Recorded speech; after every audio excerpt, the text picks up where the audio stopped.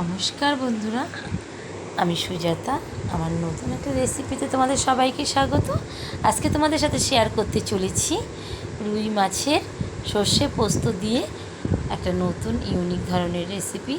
আমি কিভাবে করলাম, চলো সঙ্গে থাকো আর দেখতে থাকো। আশা করি তোমাদের অনেক ভালো লাগবে। দেখো, মশলা বলতে অতি সামান্য পোস্ত আছে, সর্ষে আছে, হাফ আর 4-5টা লঙ্কা আর হাফ পেঁয়াজ। এটাই এই সামান্য মশলা দিয়ে রান্না হবে। তো দেখো, মশলাগুলো সাজিয়ে নিয়েছি, মাছটাও সাজিয়ে নিয়েছি। মাছটার মধ্যে এখন নুন হলুদ মাখিয়ে তো তারপর ভেজে নেব। আর যেহেতু সর্ষে পোস্ত দিয়ে হবে, খুব একটা কড়া করে ভাজা হবে না, জানো তো। এবার চলো নুন হলুদটা মাখিয়ে নিই। তো মাছগুলো সাজিয়ে নিলাম। তো এখন নুন হলুদ মাখিয়ে নেব ভালো করে। দেখো, পুরো পিঠের মাছগুলো নেওয়া হয়েছে। তো এটাকে বলে গাদা, অনেকেই অনেক রকম নামে জানো, আমরা পিস বললাম। তো অনেকে বলে এটা পেটি নয়, সবাই জানো, আর নতুন করে বলার কিছু নেই। তো এখন মাছের মধ্যে নুন হলুদ মাখিয়ে নিচ্ছি। অনেকে আবার লঙ্কার গুঁড়োও দেয়, না আমরা লঙ্কাটা যেহেতু কম খাই দিচ্ছি না। তোমরা তোমাদের স্বাদ মতো দিতেই পারো, কোনো ব্যাপার না। তো দেখো, মাছগুলো ভালো করে এপাশ ওপাশ করে ভালো করে আমি করে তোমার হলুদ নুনটা যাতে মেশে মাছের ভেতরে ভালো করে নিচ্ছি। এখানে 5 পিস মাছ নেওয়া হয়েছে, পুরো গাদার মাছ। তো দেখো, অবশেষে ভালো করে আমি নুনটা হলুদটা মেখে নিচ্ছি। তো চলো, এবার কড়াইতে তেল গরম হচ্ছে। তো কড়াই তেল দেওয়া হয়ে গেছে, এবার ভাজবো। দেখো, একটা একটা করে মাছ ছেড়ে দিচ্ছি। তো খুব যে কড়া ভাজবো তা নয়, যেহেতু সর্ষে পোস্ত দিয়ে হবে, অত কড়া ভাজলে মাছের স্বাদটাই নষ্ট হয়ে যাবে। যদি ঝোলের মাছ হতো তাহলে অনেকটা কড়া করে ভাজতাম। যেহেতু সর্ষে পোস্ত দিয়ে হবে, একটু নরম নরম করেই করব। আর খুব খেতে যখন রান্না করার পরে না খাওয়া হবে, খুব টেস্ট হয়েছিল জানো তো। আর এত ভালো হয়েছিল কি বলবো বন্ধুরা, তোমরাও বাড়িতে একবার ট্রাই করো, আশা করি অনেক ভালো লাগবে। যারা নতুন বন্ধু এখন আমার চ্যানেলটাকে সাবস্ক্রাইব করনি, সাবস্ক্রাইব করার অনুরোধ রইল। আর মশলাটা হচ্ছে একদম শিলনোড়ায়, যেহেতু মিক্সারে হবে না, অল্প মশলা।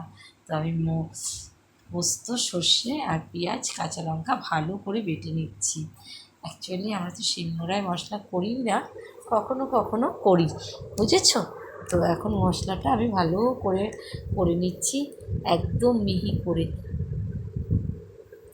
তো দেখো, মশলাটা প্রায় হয়ে এসেছে। এবার আমি বাটিতে তুলে নেব। আর মশলা ধোয়ার জলটাও কিন্তু ফেলবো না, সেটাও ইউজ করব আমার ওই মাছের রেসিপিতে, দেখেছো।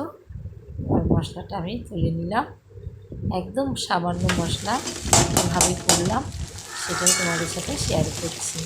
দেখো, মাছটা এক পাট ভাজা হয়ে গেছে, এবার আরেকটা পাট ভেজে নিই। যেহেতু কড়া ভাজবো না, উল্টে পাল্টে নিচ্ছি এটা তার পাশ, দেখেছো। আর মাছটা বরফ ছিল বলে একটু ভাজতে আমার কষ্ট হচ্ছিল। তো তাকে ভেজে নিচ্ছি, মাছটা ভাজা হলে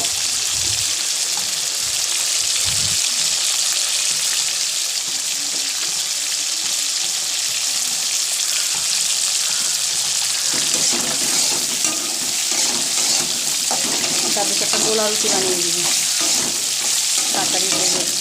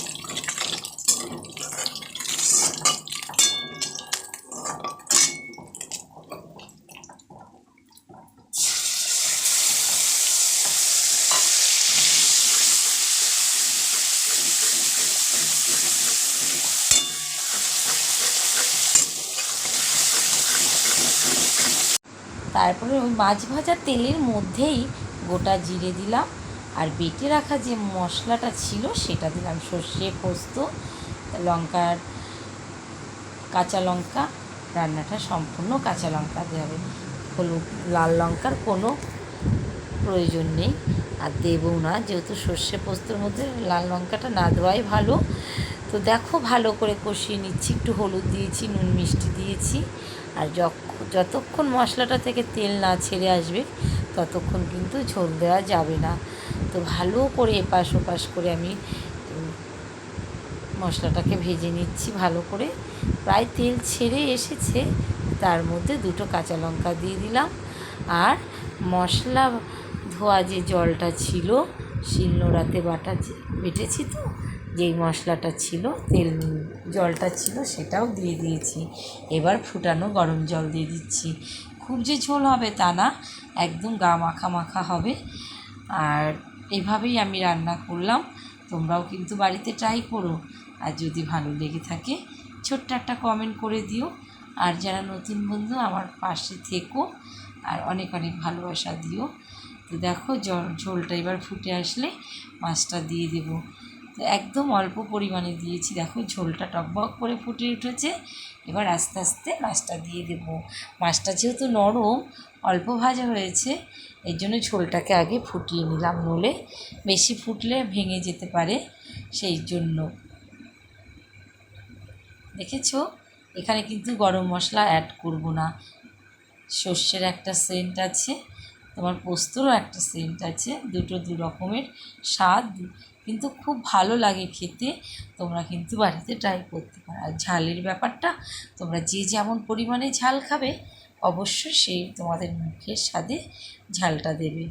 মিষ্টি তো সামান্য দিতেই হয় যাতে নোনতা ভাবটা কাটে একটা, সেই কারণে সামান্য পরিমাণে আমি মশলার বাটির মধ্যেই চিনি ফেলে দিয়েছিলাম।